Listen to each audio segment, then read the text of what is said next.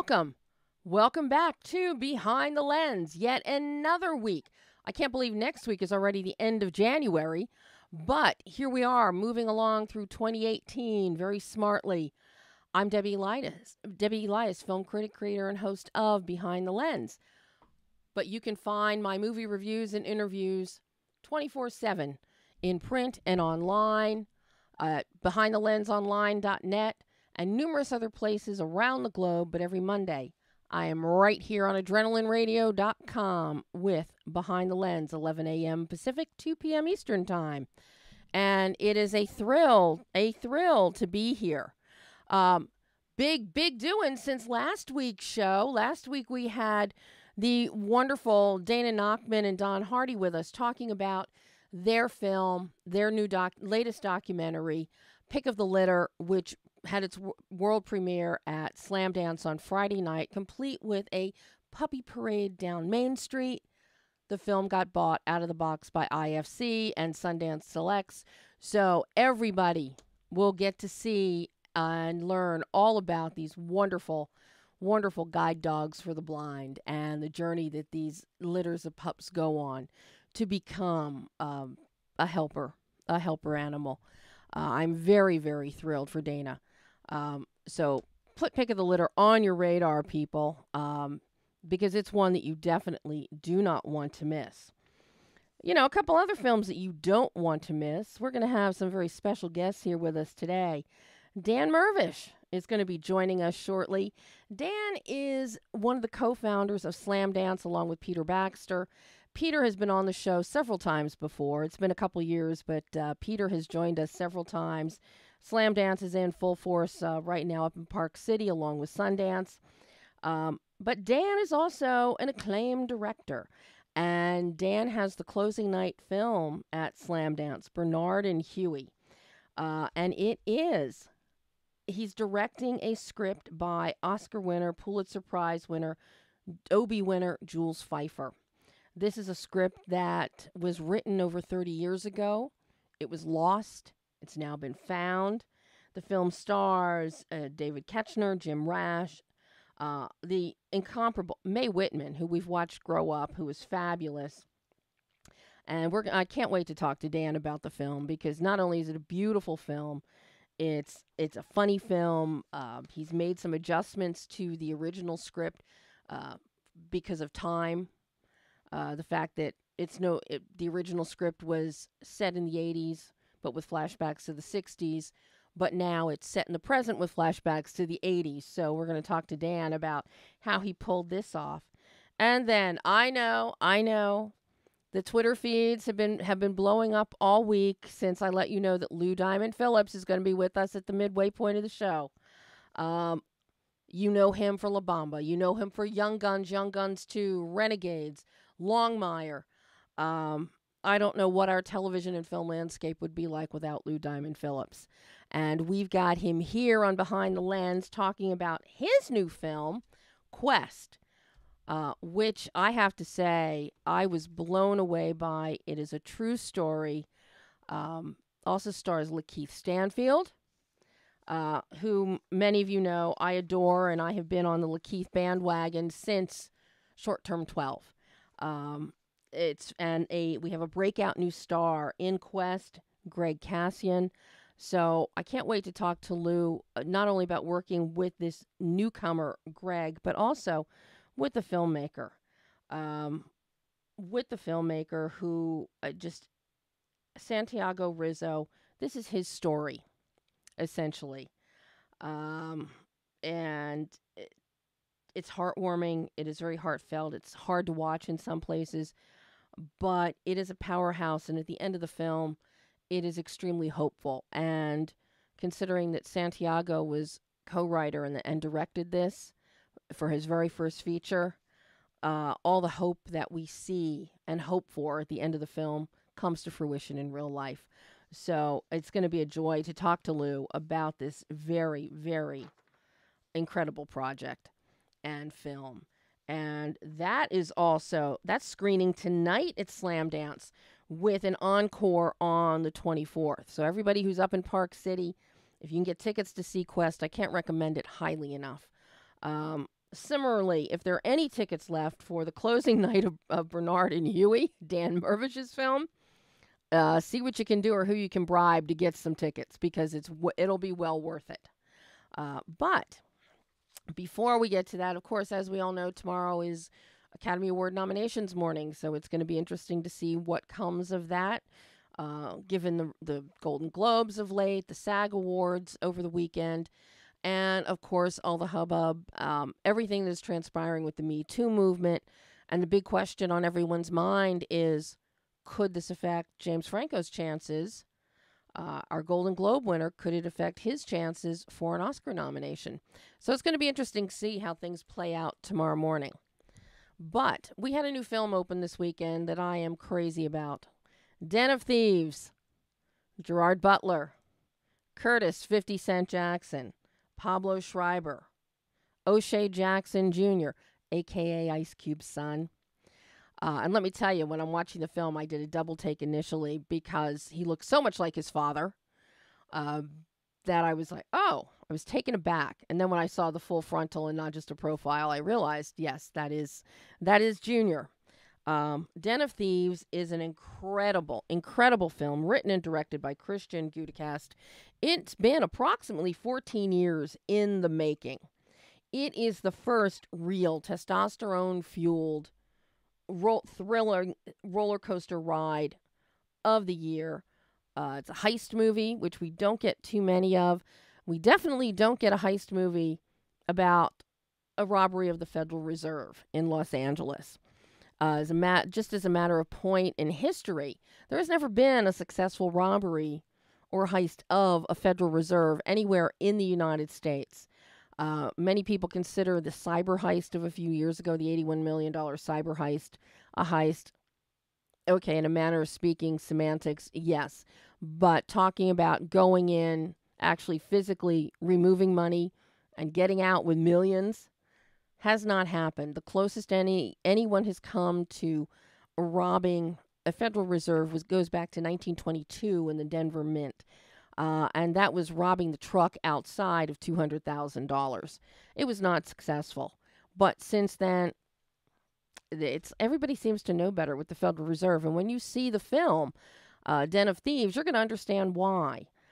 Because the producer on the film, boots on the ground, Tucker Tooley. Tucker, most of you may know him from his days at Relativity.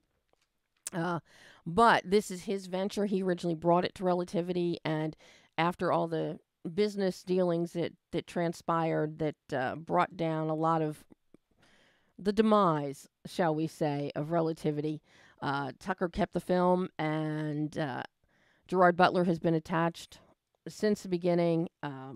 Christian has stayed involved. So this is Tucker's father, was one of the developers who helped design and was involved with the design of the Federal Reserve building in Los Angeles. And because of Tucker's relationship and his father, not only did they get a tour, which you can get, of the Federal Reserve. You can get tours of Federal Reserves.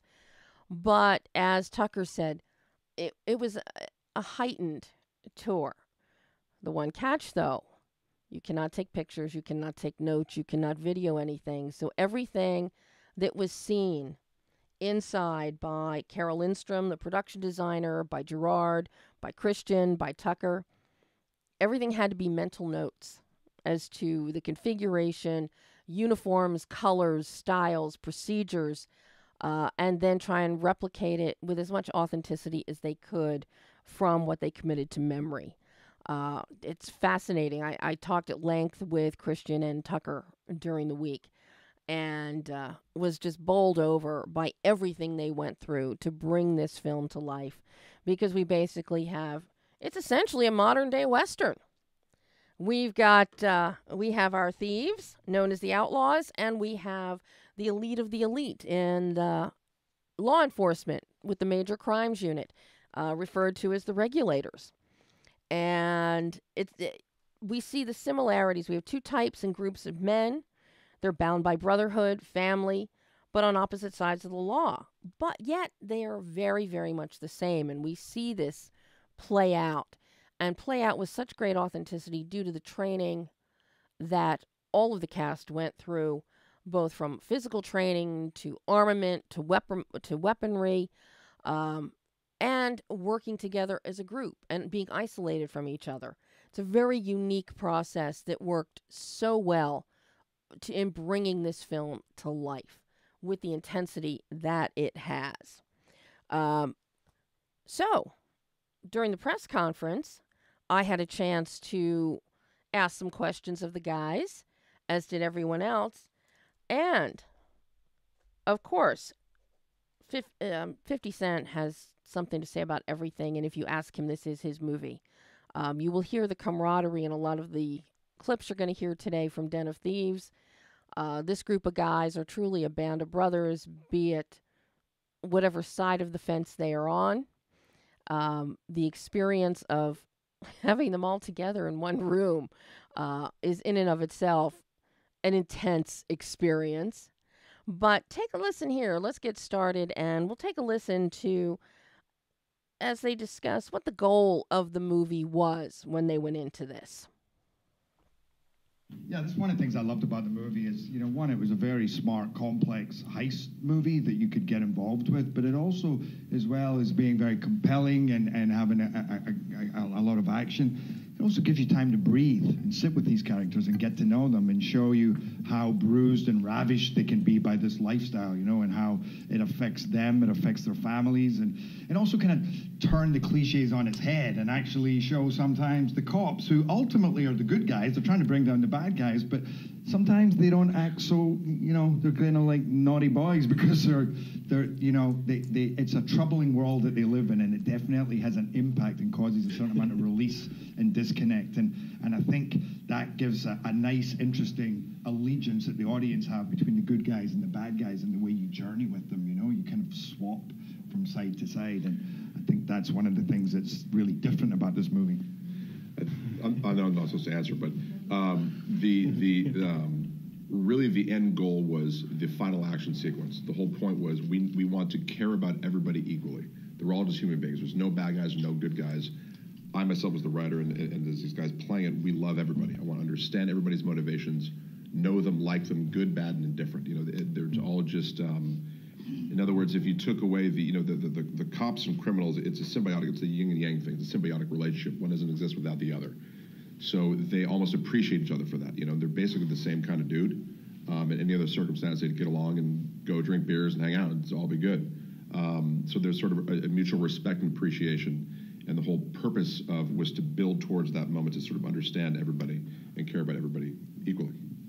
It's like in old school days, they'd all be warriors on the same battlefield, but at the end of the day, they kind of came from the same village. Mm-hmm. They all knew each other growing up, and they ain't really that different. It's just a small amount that will cause them to step on either side of the line. And that's the reality. That's the reality. Yeah. There was a point where I get shot in the film, and I did it, and Christian was like, "No, you didn't do that the right way." And I said, "Trust me, I know better than that."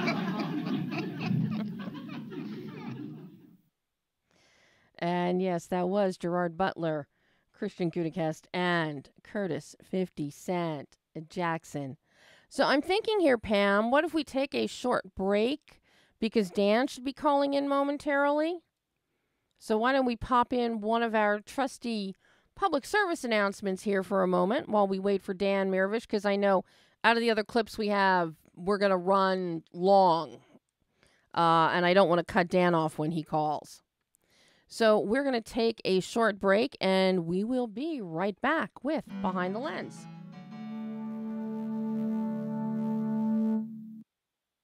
Okay, kids, the campfire's out. Let's hit the road. Dad, the fire's not out. It's still smoking. No, close enough. Come on, Dad, do your homework. If it's too hot to touch, then it's too hot to leave. I knew that. You're never too young to get your smoky on. If you see someone in danger of starting a wildfire, step in and make a difference. Brought to you by Smokey Bear, the U.S. Forest Service, your state forester, and the Ad Council. Learn more at smokeybear.com. Only you can prevent wildfires. And yes, that is truly one of my favorite public service announcements about Smokey Bear, because that is my dear friend Sam Elliott. So you can never go wrong with that. And as we've all learned in California this year, yes, Only we can prevent forest fires. But, all right, we're still waiting for Dan to call. So let's see. How about if we do clip 3, Pam? We'll jump to clip 3 with Gerard and Christian talking about creating Gerard's character of Big Nick, who is the lead investigator of the Major Crimes Unit. I hung out with a few cops who, one in particular, who gave me a lot of, backstory, and in fact, I was at boot camp as well, like sitting, basically being schooled in this world that these guys live in.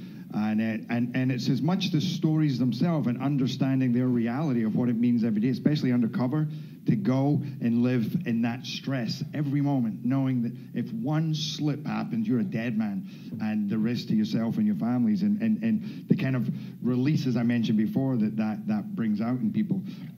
However, my Big Nick character is, I think, without a doubt, taking some poetic license. It's a bit of a genius on Christian's part, is to if you have cops like that who understand that you have to kind of out-violence the enemy, out-maneuver, out-fox the enemy, then how can you play with that in terms of the kind of dramatic narrative of the movie? And that's what allows us, I think, to kind of this movie to be so full of surprises, because my character is somewhat on the verge of being out of control, and it's like consequences be damned. He just thinks impulsively and acts impulsively, and there's, I think, a certain amount of leeway we took with that, and it allowed the movie to, you never know where it's going to take you. The other factor with Big Nick's character, with all the cops, is that they're sheriff's department specifically. So in the sheriff's department, the first thing that you do is they run the prisons. So they are in constant physical contact with the worst of the worst. That's day one, when you get your badge, when you go swearing with Lee Baca, you're sent to LA County Jail. And you're responsible for transferring prisoners, regulating the prison system in California. So they automatically deal with the worst of the worst when they're pissed off, they're being dragged back and forth to jail. So it takes a certain kind of individual to be able to deal with that. And the reality is they got to be tough. And by the time they get to major crimes, which is the top of the food chain, the sheriff's department, they're not nice, and that's the whole thing. That was one main thing with them, and also with these guys too. Is the deal is this: at home, with the lives of the families, that's a different side of them. But when they go to work, they are not nice people. Period, and that's what it has to be in order to survive in that world. By the way, when you meet them, the nicest guys ever. None of us actually have to deal with taking down a lot of the scumbags they have to take down on a daily basis, and the risks that they have to take moment to moment that they're not very much appreciated for. So when you spend a lot of time with them, it is kind of mind-blowing how they put their life on the line every day to actually protect people. But the impact, as I said before, that has on their lives. So it's easy to get kind of, for them to take a lot of flack, and a lot of that comes, deserved in certain areas. But I have to say, with these guys, it's interesting to spend some time with them and see what they go through, and actually what a brotherhood they have. I really enjoyed my time with them. I think they're real heroes. And it's interesting, as Gerard talks about, spending time with, with the cops, with the major crimes guys, because he really does get into character, and so much of that, and you see that translated on screen. And this is a testament to Christian as a director, Tucker as a producer, because right down to jewelry, the weight of jewelry, the costuming, the shoes, the boots, the type of jacket, everything is so integrated and so authentic in creating these characters. Very much so with Gerard's character of Big Nick, however. And I just found that, knowing guys over the years that are in major crimes or who've gone up through the ranks and landed in major crimes, to see them embody and transform into that elite level of law enforcement, it's fascinating to watch. So to see Gerard and to see the rest of the cast take on these personas, it truly is immersive. Watching them, and also for them in becoming these characters. I think that Gerard's take on Big Nick is flawless. And the film is just fun. It's a lot of fun. Well, we still don't know where Dan is. We're trying to find out. So let's play our other clip from the Den of Thieves with the cast talking about the training they went through physically and in weaponry. Well, first of all, I've got to congratulate all you guys. An incredible, incredible job. This is action-packed, adrenaline rush. And having seen this, Gerard, you've got your work cut out for you when you team up with Rick to do Angel. I've got to ask you guys, because there are two definite distinct factions. We've got outlaws, we've got regulators. That also involves different armament, different styles of fighting, different styles of gunfighting. So what kind of training did you all go through from the armament standpoint and also just from the physical training for this? Because this is very, very physically intensive. Pablo. Wait, before you answer this, let me explain to you guys that this is my movie. Oh my God. This is my movie, and I'm overwhelmed at the love that Gerard Butler has shown me for being in it. And the publicity, the marketing, promotions for it. This guy's amazing. Like, we need more people like Gerard Butler in the world. I say that every day. You're right.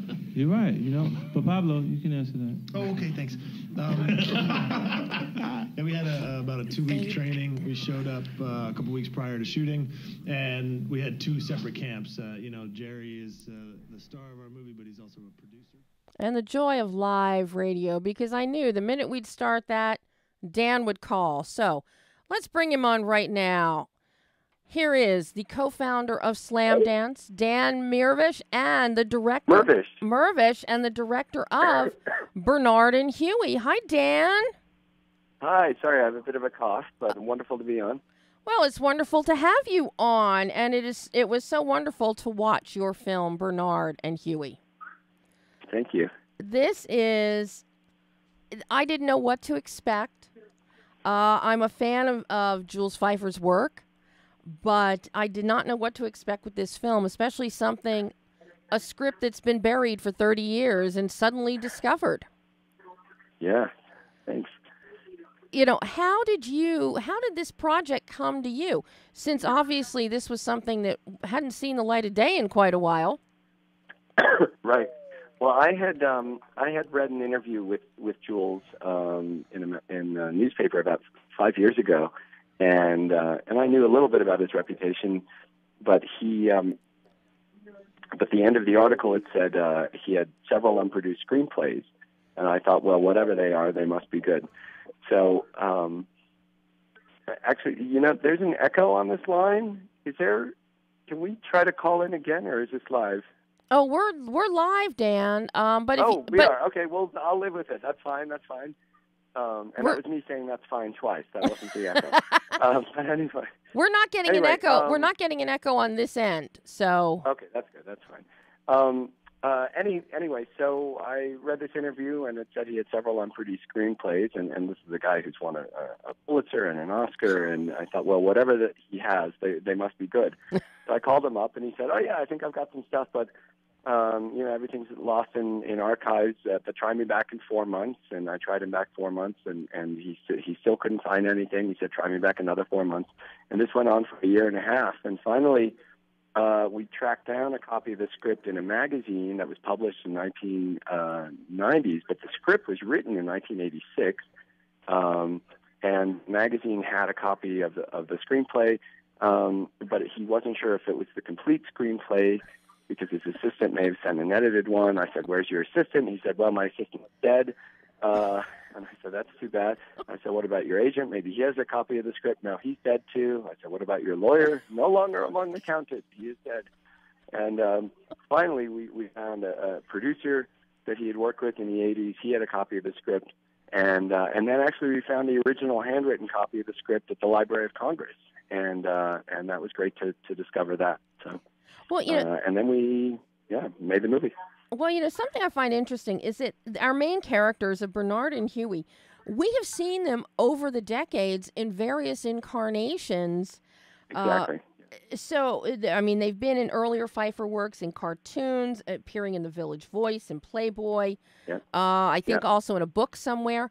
So how do you take how did you approach this as a director to take these characters that are known, they're known commodities, but freshen them up and make them new, even for people that may have seen them in cartoon form? Right. Well, one of the things was the script when we first found it was set in 1986, and it had some flashbacks to 1960.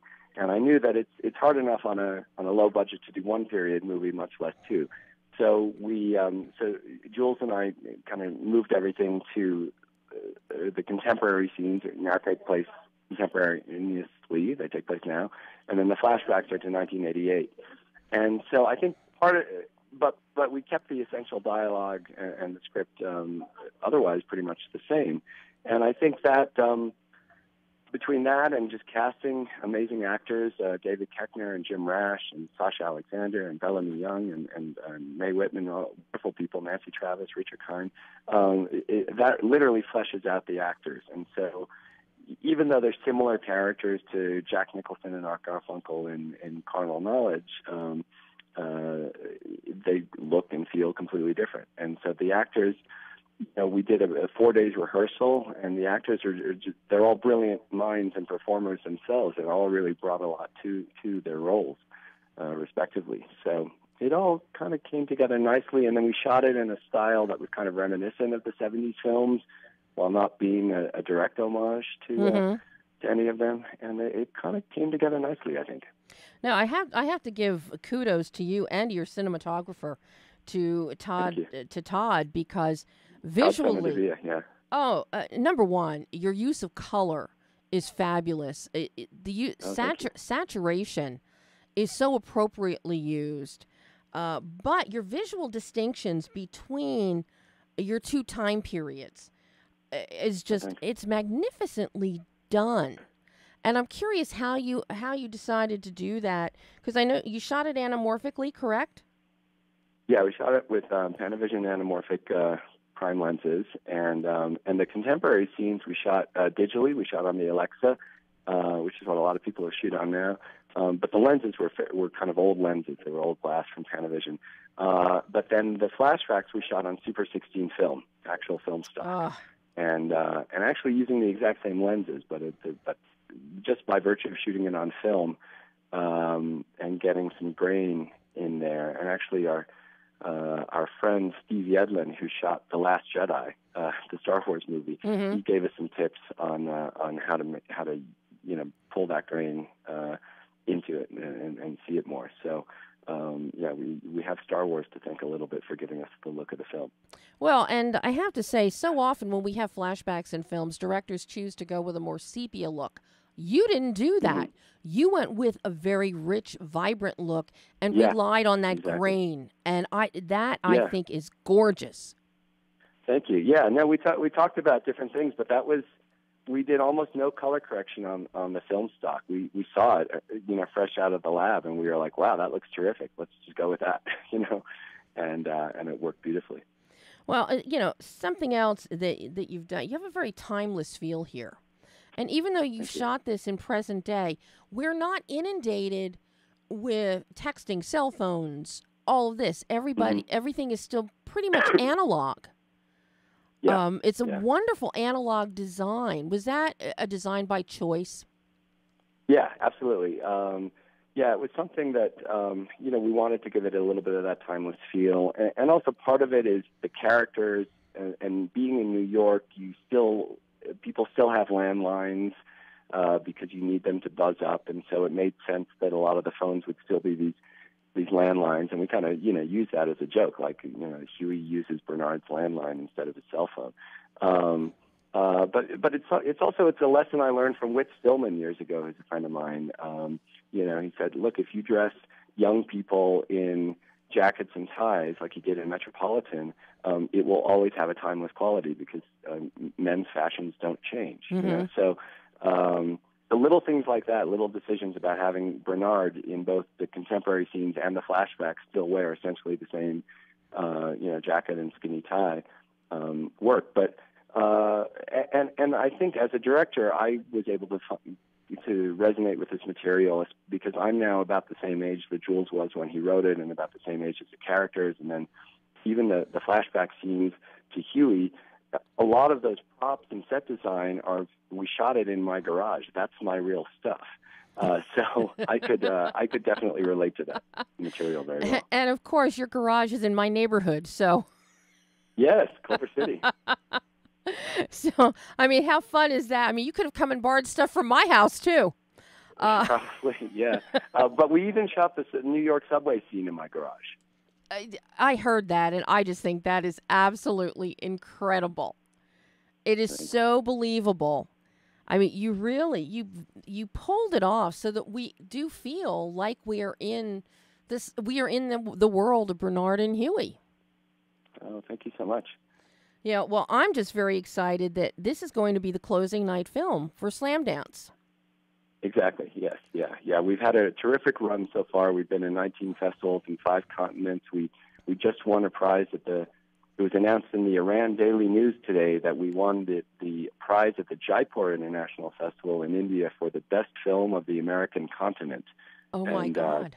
So the film plays literally all over the world, and it's been really, really fun to screen it here in Park City at Slamdance, which is a festival I started, but I still had to submit the film to the committee and pay an entry fee, and they all liked it, so that was good. Well, if they didn't like this one, there's something seriously wrong with them, because it's an amazing film, Dan, and it's so beautiful, on so many levels. Unfortunately, I have to cut us short because we have another one of your Slamdance filmmakers on the other line. Oh. Well, terrific. Lou Diamond Phillips is going to talk about his film Quest that is playing tonight. Lou's great. I met him in the Oldenburg Film Festival in Germany, where both of our films were premiering. So give him my best. I will, and give Peter my best because I haven't seen him in a while. I will. Thanks so much, Dan. Bye-bye. Thank you. I'll see you in Culver City. Yes, you will. Bye-bye. Right. And that was Dan Mirvish, director of Bernard and Huey. I would have kept him on longer, but we have Lou Diamond Phillips. Lou Diamond Phillips, welcome. Hi, Debbie. How are you? I am so thrilled to be talking to you. I just had Dan Mirvish on. He said to tell you hello. Dan Mirvish. Yeah, I heard that. That's it. We had a wonderful time in the Oldenburg Film Festival. It was really, just fantastic to be there, and I'm so thrilled for him and his film. I'm regretful that I can't be there in studio with you now, but got a full plate going on these days. Well, now, are you up in Slamdance, or are you in Santa Fe shooting your new film, Big Kill? No, Big Kill is all done. Finished that before Christmas. I am not in Slamdance right now, although Quest is going to be premiering there. The Slamdance screening, I think, is around 6 o'clock tonight. Mm-hmm. The director and writer, Santiago Rizzo, is there, and the wonderful Dash Mihawk as well are there to represent the film. I think Gregory Katsian might be there as well, who is the young lead of the movie. I got to tell you this, first of all, it's so good to get to talk to you. And I think I have never in all these years had a chance to do an interview and talk with you after the very first time we met, which was after Young Guns at a premiere thing. All the stunt guys, Bill Hart, Neil Summers, all those guys worked on Young Guns with you. And I think Neil actually was doing riding doubling for Emilio. And they introduced us. So it's been since 1988. It's been far too many years. That's coming up on 30 years for that.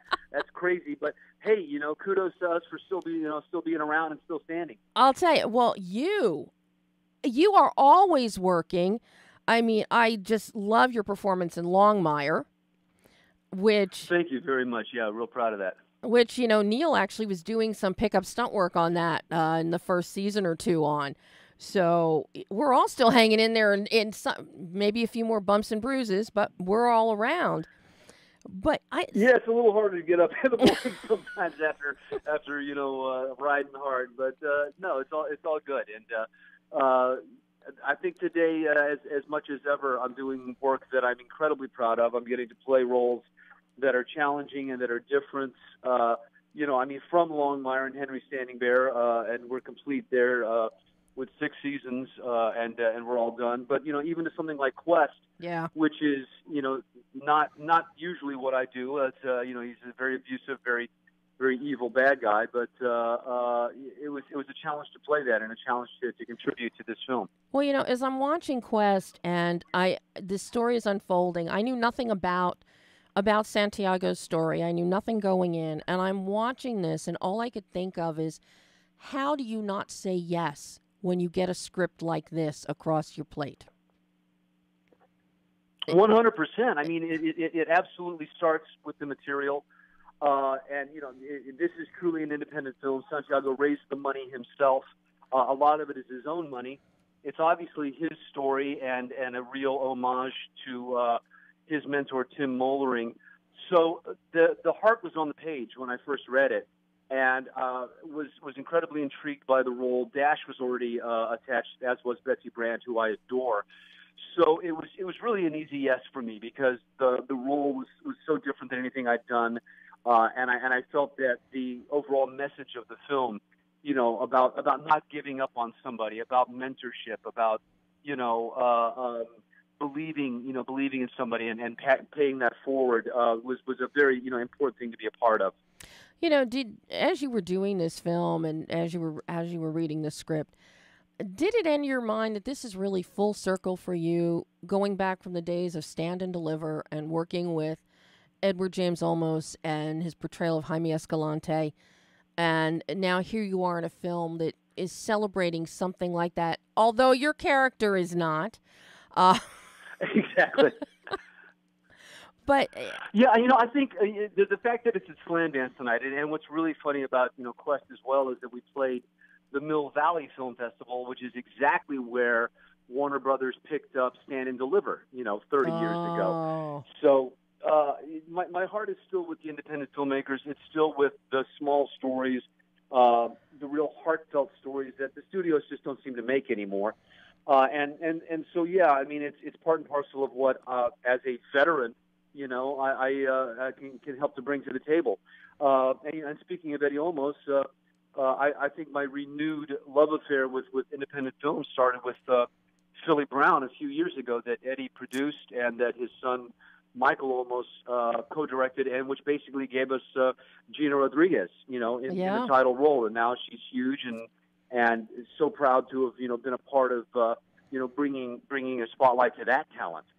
Well, and you're definitely helping bring a spotlight to a new young talent that is now on my radar, Greg Kasian, who plays young, Emilio, a.k.a. Mills. What a talented young man. Unbelievable. And I think a great reminder for a lot of us to not get into our own head and to just be honest and to be truthful.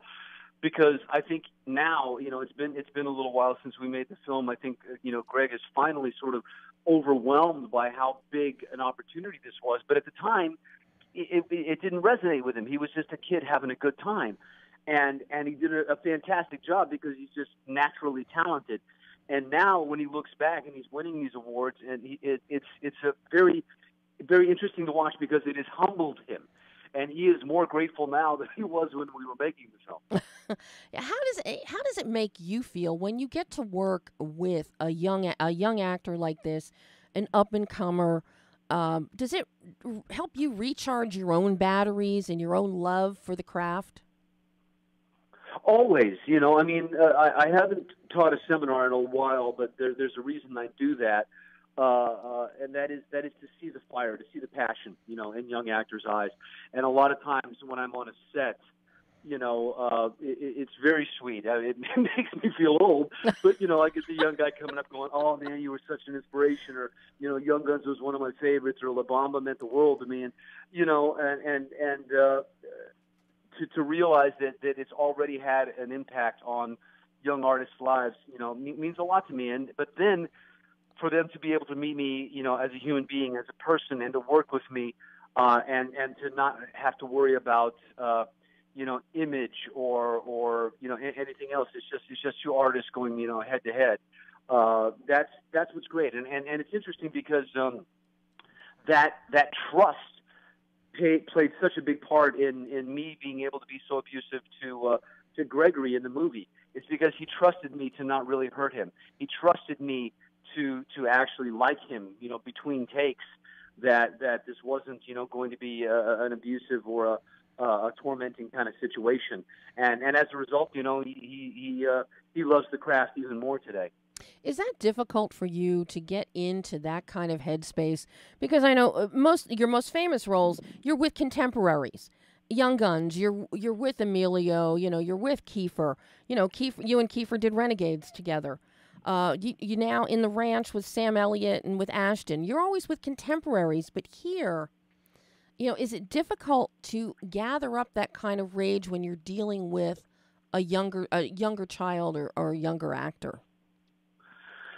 No, I don't. It's interesting, and I have to liken it to I played Richard Ramirez, the Night Stalker, not long ago, and people said, well, was that hard to let go of, when you went home? I mean, was your wife afraid to have kitchen knives around you? And it's like, no, I mean, I'm acting, and I am not possessed, by the character. I can intellectually see the character and keep a certain amount of distance from it, and do what I have to do. And especially in a situation like this, where there are scenes where I'm literally throwing little Gregory around, where there has to be a certain amount of control. There has to be some discipline, or someone's going to get hurt. Right. It's just like the stunts. If you're going to crash a car into the wall, you don't just go and do it, and make it as real as possible. You take every precaution to make sure that it is a stunt, that it is, professionally done, and then nobody gets hurt. And I mean, acting is the same way. I mean, I know that a lot of people think they have to go 100% method on stuff like this, and that maybe that's their process, but it tends to leave a little carnage in the wake.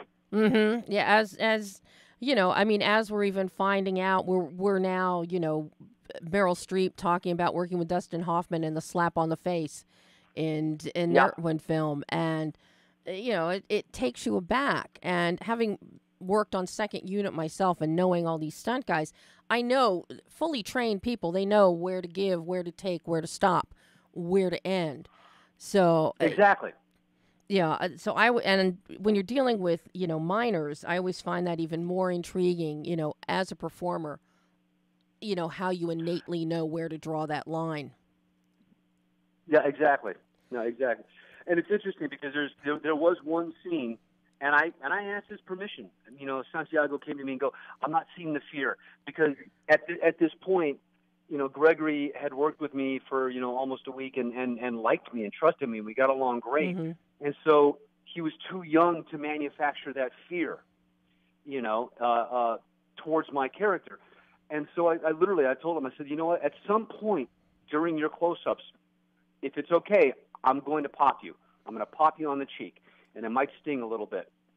And he went, and I said, can I do that? And he said, yeah, okay. Because he was very open to the acting process.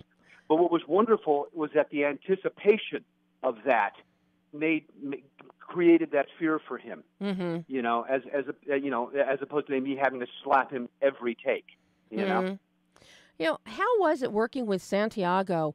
First-time director, first-time screenwriter, and I mean, I look at this end product, and it's like, I would never. His work belies a first-timer. It does, and he for both of them, and it was because there was a certain amount of passion there. There was a certain amount of heart, and Santiago is a very, very smart guy. He knew exactly what he wanted, and there were times when he didn't know the process, he didn't know the technical ability, but he had a great DP who really, really helped him with the visuals. He would describe what he wanted. And our DP was there to back him up on that. He had a very, very solid cast, veterans who've been around a lot, and even somebody like, Lakeith Stanfield, who's like blowing up now, he had people that were there that came to play that weren't, about games, and obviously, that's the other thing. You don't judge somebody's ability like Gregory when, they're a 10-year-old actor and you go, oh, well, I expect him to be Robert De Niro.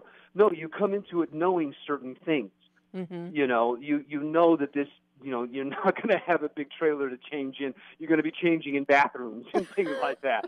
You're not going to get the 4-star catering. You're going to get Pollo Loco. So it's when you commit to it because of the heart and not because how much it's going to pay you or what you think it's going to do. You're coming together as artists, to, hey, my dad's got a bar and let's go put on a show kind of thing. Mm-hmm. Yeah, it's, these grassroots indie films, and because I cater to the indie world so much because, this is where filmmaking comes from. This is where we're going to get the next Hitchcock or the next Spielberg or the next George Lucas is out of the indie world. I firmly believe that. And you really have to encourage and nurture and showcase and spotlight so that everybody can keep growing and getting to the point of, like Lakeith, who is just exploding everywhere right now. And, as you've done with your career, but you've also, with your career, you have also vacillated and just moved seamlessly between television, film, stage. Anybody that didn't see you do In the King and I, they missed out on something. Oh, thanks. It's a different world today. Thank goodness. It is very much a different world where, when I started, if you were a film actor, you were a film actor and you didn't do television. But now, you got Oscar winners doing television, and the face of television has changed. It's not, the Love Boat, anymore. You're getting these edgy, dark, auteur, like shows that are on streaming platforms or on cable, and they've really opened the door to auteurs to come in and create very unique, very individual, very iconic, entertainment. And so people are going where the good work is, mm-hmm.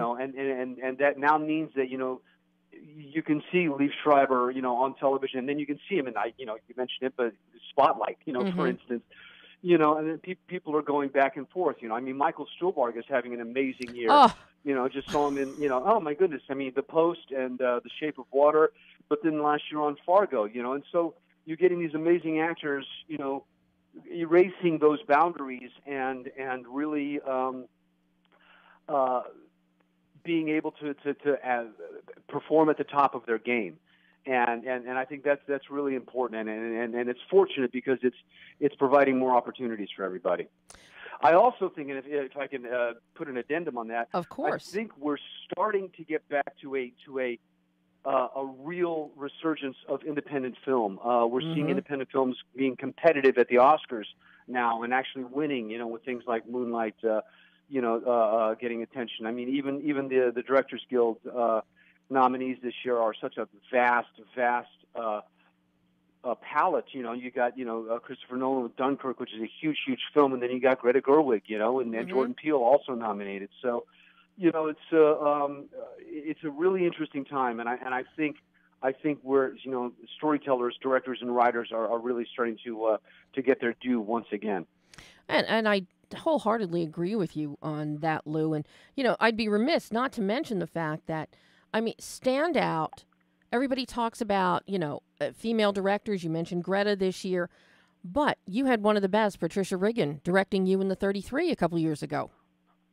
I've been really fortunate. I'm one of the people who they go, oh, it's a female director. And I go, great. It's like, it's not even an issue. Yeah. And then I hear about these people who have never worked with a female director. And I go, man, how could that be possible? I've been so fortunate. Not only Patricia Riggan, in The 33, but Megan Griffiths, who wrote and directed The Night Stalker, and then asked me to come do a cameo for her on Graves. My goodness, Zetna Fuentes, who's done a good handful Longmire's, directed an amazing episode of she was just on the other night. Good grief, it's escaping me. But she's wonderful. Fabienne Berthaud that I did Sky with. I've worked with 5 or 6 female directors, in the last couple of years, and it's just wonderful, man. And we need to obviously not only see more of that, but need to be supportive of that, and need to really elevate that. I was able to do some to present at the DGA Student Film Awards earlier this year, and a young female director won in the Latina category. So we're making inroads step by step, inch by inch, and it just takes all of us, men, women, producers, people behind the scenes, to really keep this conversation front and center.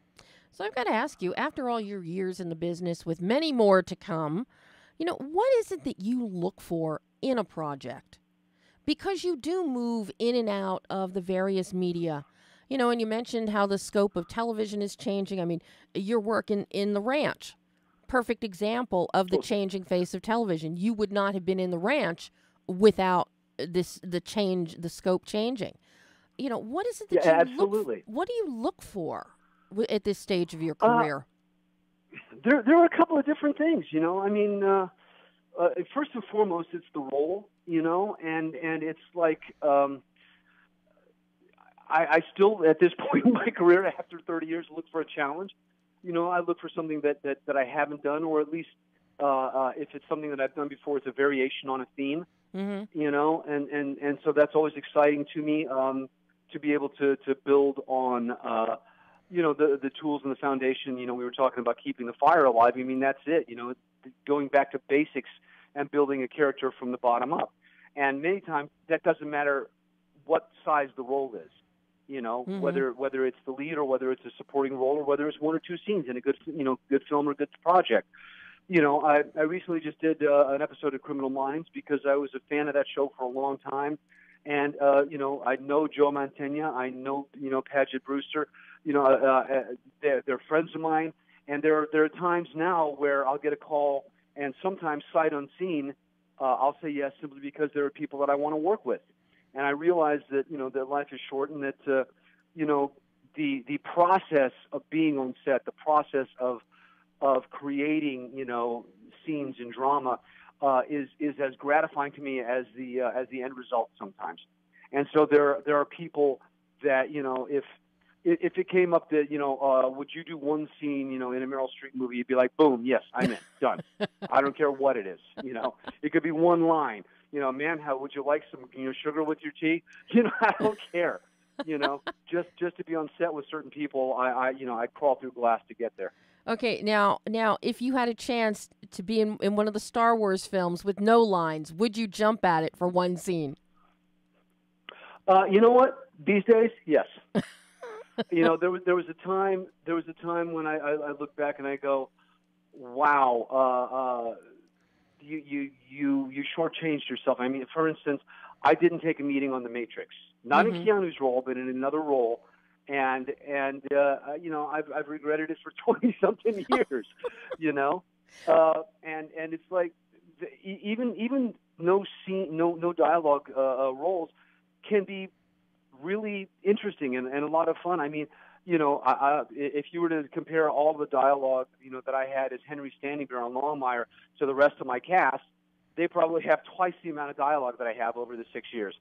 But a great deal of my work was nonverbal. A great deal of my work was in how Henry reacts and thinks and is quietly supportive. So and look, this is an extreme example, but look at Sally Hawkins this year in Shape of Water. Yeah, that is a brilliant performance.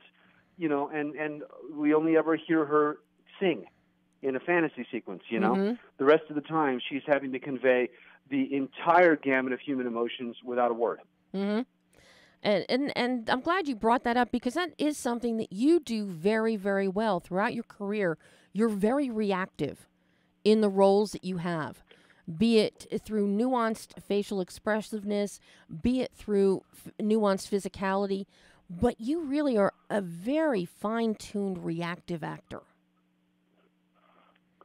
Thank you. Thank you very much.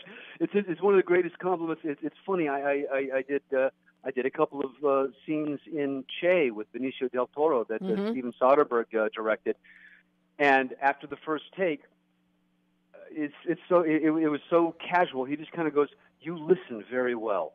And I was like, "Oh, wow, excellent," you know, because that's. I mean, it's about being present, you know, and in something like Quest, you have no idea what the other actor's going to do because he's 10 years old, you know, and so you must be present. You must be paying attention, and you must be, you know, giving and taking at the same time. And that's, you know, that's the basics of good acting regardless. But when you put into that situation, it's incumbent upon you to actualize it, you know. And it's so funny when I watch, let's say, bad TV, no names mentioned, but, you know, when actors act thinking or they act listening, you know, it's like I say to young acting students, would you act eating? No, you just eat, man. You take a bite of the burger, you know. Yeah. You don't act like you're eating the burger. You eat the burger, you know. And that's the thing is that you can do all the surface stuff, but you've got to get back to what's basic and what's innate, and it's like the old rule, you know, don't get caught acting. Mm-hmm. Well, we're almost out of time, but before I let you go, Lou, I've got to ask you, as you look back on your career and the fact you keep going, what is the greatest gift that acting has given to you? You have given us such a great gift with all of your performances, but what is the gift it has given you? Wow. A constant education. You know, I've seen the world. I continue to see the world. One of the things that is never lost upon me is that I'm an actor who gets to represent different communities, be it the Latino community, which is a huge umbrella, Mexicans, Mexican Americans, you know, I mean, being, Colombian in, not Colombian, but Chilean in the 33, you know, the numerous Native American, you know, nations that I've represented. You know, I really truly feel like not only a citizen but an ambassador to the world, and it is that open-mindedness, that clear-sightedness that I'm grateful for, because my job has forced me to, you know, care. It's forced me to care about, you know, what's happening in our world today, what's happening to, you know, refugees around the world, you know, and also, you know, it underlines my appreciation for being an American and for what, to me, America is supposed to stand for, you know, and I'm representative of that. And it's put me in a position to get paid for doing what I love doing, that I'd be doing for free, and to, you know, take care of my family and to have a nice life. But it also put me in a position to be a communicator and a storyteller, and to continue to, I hope, you know, put a good message out there to people, you know, that we need compassion, we need kindness, we need to care about one another, and I think that's something I'm very grateful for. Well, I think you're an incredible ambassador, Lou, on so many levels, and here's to many, many, many more years of seeing your work, and hopefully we won't go 35 years or whatever before getting to do an interview again. I can sit in the studio with you next time. Oh, Absolutely. That would be fabulous. But right now, everybody who is up in Park City, they need to go to Slamdance tonight if there are still tickets left to see Quest, or on the 24th. I know there's an encore performance. And this is a film that it's heartbreaking, yet it is hopeful. And the very fact that Santiago Rizzo has made this film shows us that where there is hope, there is success. That's exactly right. Oh, thank you, Debbie. Lou, thank you so much. And I'll talk to you again soon. Sounds great. Thank you. Thanks, Lou. Bye-bye. And yes, that was Lou Diamond Phillips. And that is all the time we have again. So next week, by the way, folks, we're totally booked up with guests into March now. I see Pam in there shaking her head, making faces like, oh. Next week, we're going to have Lisa France, who is going to talk about her new film, Roll 'Em Out, which is it's a wonderful documentary. And Mario Van Peebles is going to be with us talking about his TV series, Superstition, which has just completed its first run. It's going into reruns, and we're going to find out what the network had to say on a pickup for season 2. So, and it's streaming. So between now and next week, if you want to get a feel of what Mario and I are going to be talking about, check out Superstition. But in the meantime, I'm Debbie Elias. This is Behind the Lens.